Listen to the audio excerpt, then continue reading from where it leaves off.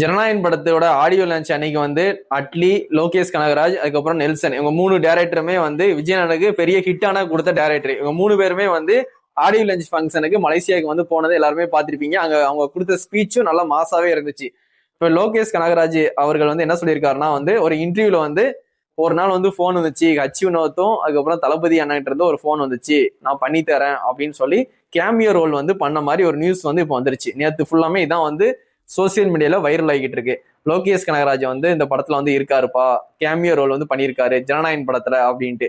அப்படி பார்க்கும்போது 3 பேரையும் கூப்பிட்டுருக்காங்க. அட்லியும் கூப்பிட்டுருக்காங்க, நெல்சன் ப்ரோவையும் கூப்பிட்டுருக்காங்க, அதுக்கப்புறம் லோகேஷ் ப்ரோவும் போயிருக்காரு. 3 பேரும் போனதுனால இவர் மட்டும் தான் இன்டர்வியூல வந்து வாயை திறந்திருக்காரு, கேமியோ ரோல நான் பண்ணியிருக்கேன் அப்படின்ட்டு. அப்படி பார்க்கும்போது இவங்க 3 பேருமே நடிச்சிருக்காங்க. அதான் வந்து இப்ப கன்ஃபார்ம் நியூஸ். சரிங்களா?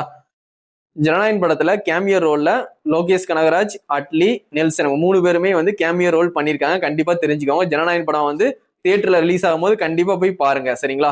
அதே மாதிரி இவங்க 3 பேர் மட்டும் இல்ல, இன்னும் கேமியோ ரோல் வந்து நிறைய பேர் வந்து பண்ண மாதிரி நியூஸ் வந்து வந்துகிட்டு இருக்கு. இது போக நிறைய சஸ்பென்ஸ் இருக்கு படத்துல, இன்னும் கேமியோலாம் பண்ணியிருக்காங்க அப்படின்னு சொல்லியிருக்காங்க. நம்ம வெயிட் பண்ணி பார்ப்போம்.